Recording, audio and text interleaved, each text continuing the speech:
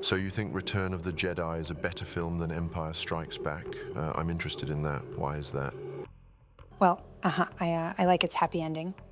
But I think Jedi is a better movie because its happier ending is more cathartic than the tragedy of Empire Strikes Back. Interesting.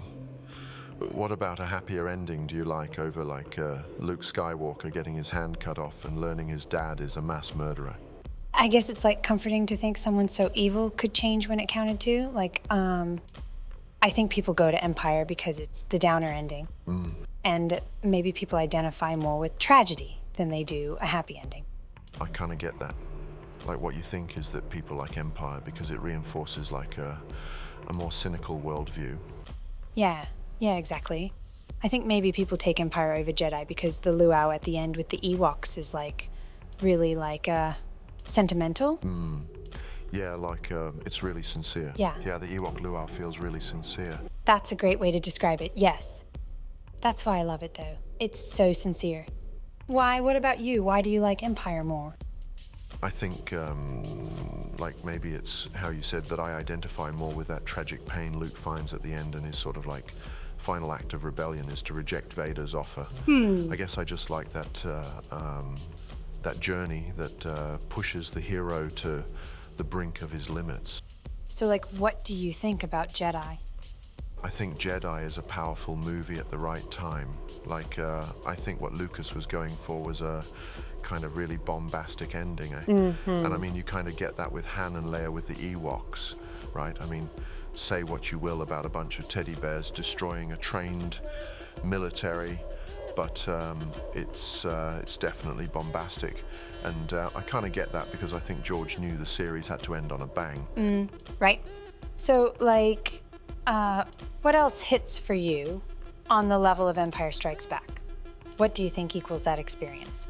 I think there's two great trilogies. In modern film, that's Star Wars original run and Lord of the Rings. Oh, I love Lord of the Rings. It's so good. Yeah, it is. So what's your favorite out of the trilogy? I like Fellowship of the Ring because of the Shire. What about you? I think for me, what makes Lord of the Rings unique is that it's the only trilogy to ever really nail the landing. You look at Godfather and that kind of drops it, or how I prefer Empire over Jedi, right? Yeah. But Lord of the Rings, and specifically Return of the King, are just such beautiful films that capture the stories. Totally. Like you mentioned sincerity earlier. I think the Lord of the Rings are very sincere films. I think the people making them love the material and this world with all this vibrant history and rich characters. And they really bring that to life with those movies. Yeah, you talk about Return of the King. I liked how that movie had 4 endings and oh my God, I cried at everyone. Yeah. There's 4 endings, yeah. And I totally get why you'd cry because you've been on this journey with all these characters and maybe that's the luau in the sense it's a celebration of life.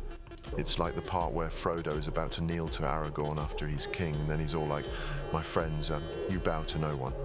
I really love that scene. And that's cool too because it kind of goes back to that sincerity thing, we're opening up with being vulnerable, we're opening up with our feelings. Yeah, I think it was in the Kubrick biopic where Martin Scorsese says there's a difference between sentiment and sentimentality. And I think that difference is, subconsciously when something's trying to tug on your heartstrings versus when something really authentically hits. Yeah. It's Lord of the Rings succeeded not because it had great action or amazing effects for its time. It succeeded because it resonated. Yeah.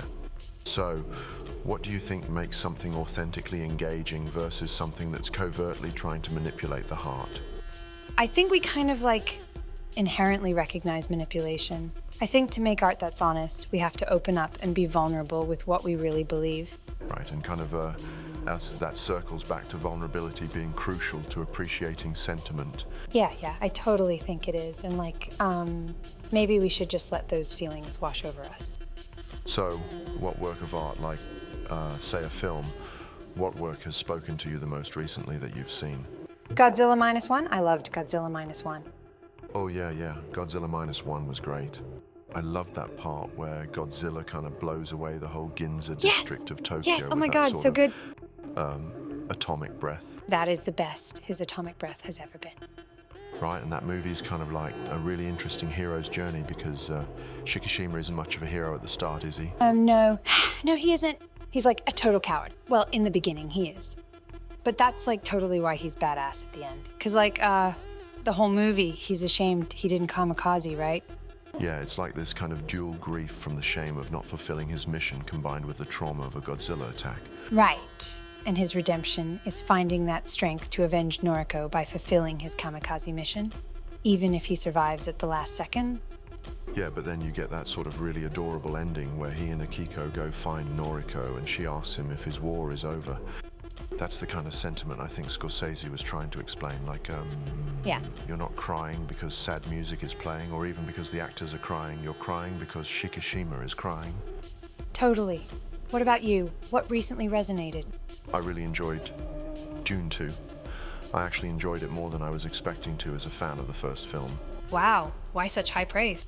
I think Denis Villeneuve is the best working director as of my saying this. I think he was preparing his whole career for Dune. I thought the first one was fantastic, but this one blew me away. Wow, sounds like a real banger. What did you like about it? I felt like this was one of those rare times in life where your expectations are not only met, they're exceeded. I think what Villeneuve succeeded at was bringing Frank Herbert's story to life on the big screen in a way people literally used to say was impossible. What I thought was tremendous about the film was its sense of scale. Not only in the sense of Arrakis or Paul's journey through it, but also of the ambition to tell this story in a way that's not only captivating, but emotionally thrilling to witness. What would you say left you resonating with Dune 2? I think the tragedy of Paul Atreides choosing power over love when his vengeance was already satisfied, just to justify the title of Kwisatz Haderach. So, you think he should have taken his father's advice and carved out his own path? Yeah, as I think we all should. And that's a good one to end on. Thank you, ladies and gentlemen of the simulation. Farewell, till we meet again. Cheers.